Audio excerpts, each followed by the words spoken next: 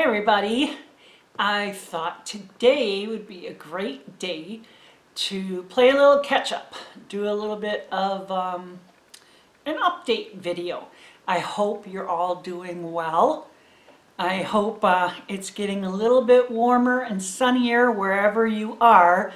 But if where you are is too warm and too sunny, then rain and clouds? I don't know. I just hope it's comfortable for you wherever you may be. This past month or so has been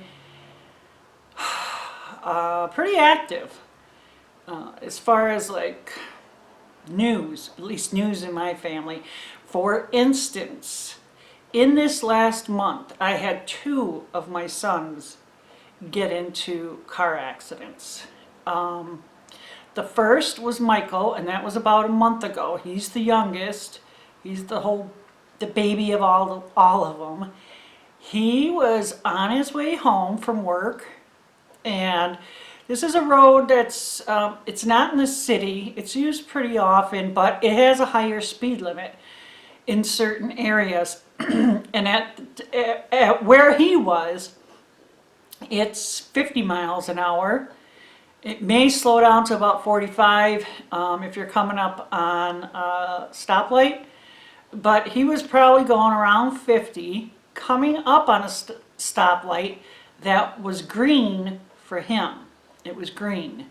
So he went through, and coming the other way was a police car, and he T-boned it pretty good.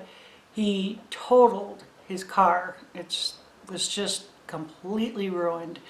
And the police car wasn't on a call or anything. There weren't any lights or sirens or anything like that. The police admitted their mistake.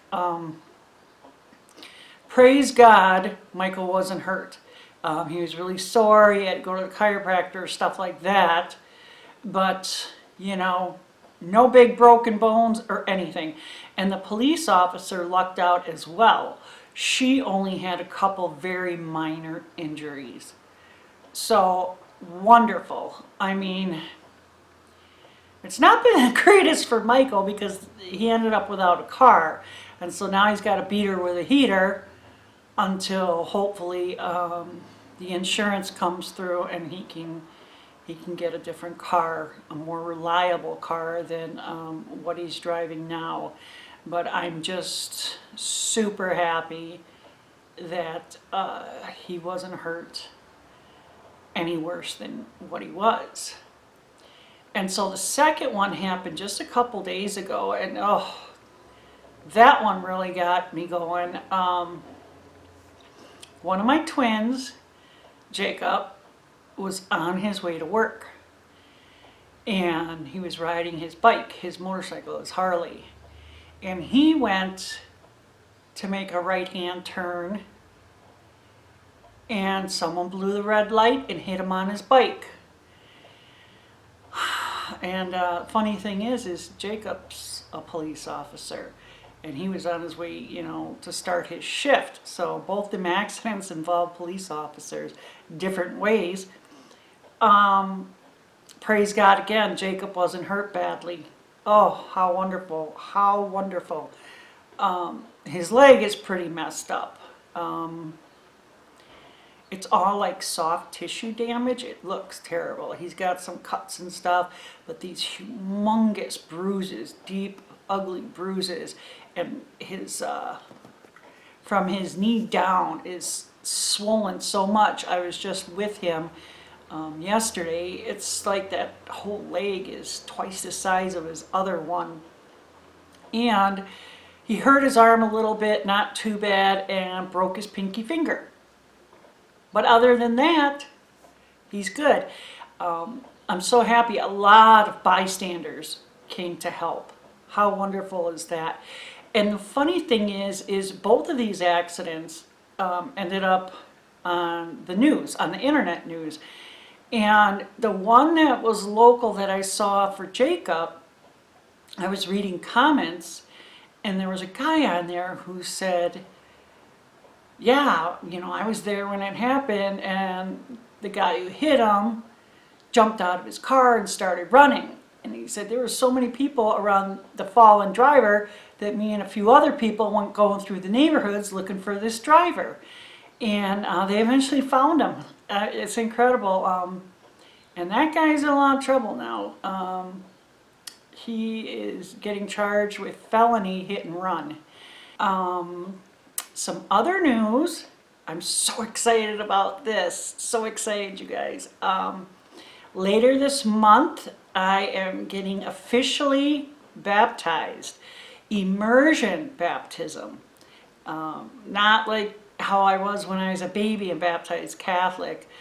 I'm getting the fully, I'm just so thrilled, so thrilled. I can't even begin to tell you guys. I can't. And then I give my testimony, and it's just going to be wonderful. I'm just really, really happy about it. All of this at the new church that I joined, and I love all the people there, and the pastor and his wife, and just it's such a good thing. I'm so looking forward to it. I started my flower seeds. I don't know if you guys have started anything. I'm in zone 5B. So unless it's something that's got to be started 8 weeks or more, I'm still going to wait to do most of my vegetables and herbs and stuff like that. But right now I'm doing the flower seeds because a bunch of them do need to go early. I'm still on the fence if I'm going to do morning glories or not. But even if I do want to do those, you only do those 4 to 6 weeks ahead of your frost date. So far I've done the Mexican marigolds, zinnias, and I started my chamomile. Okay, chamomile isn't necessarily a flower, but I mean, you could consider it a flower. It's cute. It is more of an herb, but with chamomile, it takes really long time to germinate. If you've ever grown it, you might have thought you did something wrong because it wasn't going the way you thought it should. Well, chamomile can take up to 21 days or longer to germinate. So it is a bit nerve-wracking until you see it popping up out of the ground there, out of the soil. But yeah, so I don't know if you, like most seeds and stuff, you don't need light normally to germinate seeds. There's only a few that you do, and those are the ones that you usually sprinkle right on top of the soil and barely cover them, if at all. Those do need light, but most of them don't. And then when I'm doing my seeds too, I make sure to put a heating mat underneath there. Now if you don't have one, that's okay. You can use the top of your fridge, which I would do if my son didn't have all his stuff up there. But I do have a few heating mats, so I'm going to use those.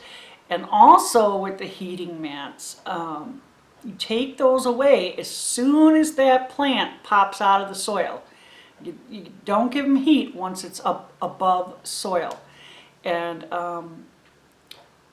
also keep the top, if what you're planting them in didn't come like if you're doing a bunch of cells, like 36 or 72, if it doesn't come with one of them dome thingies, one of those plastic domes, then go ahead and put saran wrap over them, because that will help to keep the moisture in.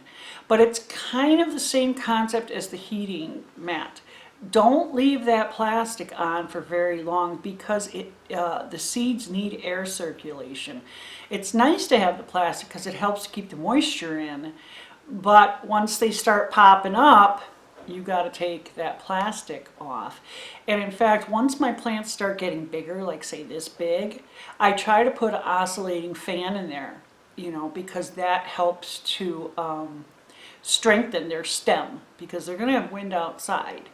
And so, and then after they pop out of the ground too, is when you can add your grow lights. Unless you have a really sunny area, most seedlings will benefit from a grow light, because you're looking to give them 16 hours of light.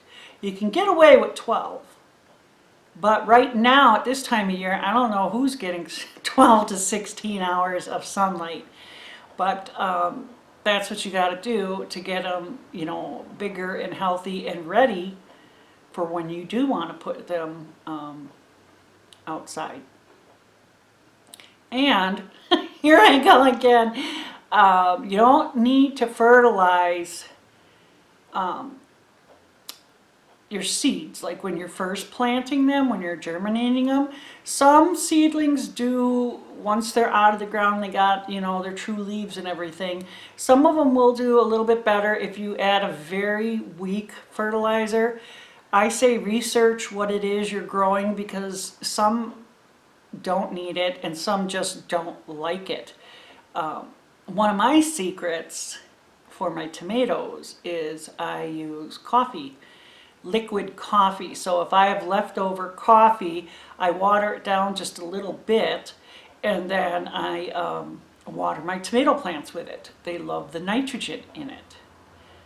So there you go. Hopefully if you're growing tomatoes this year, that'll help you out a little bit.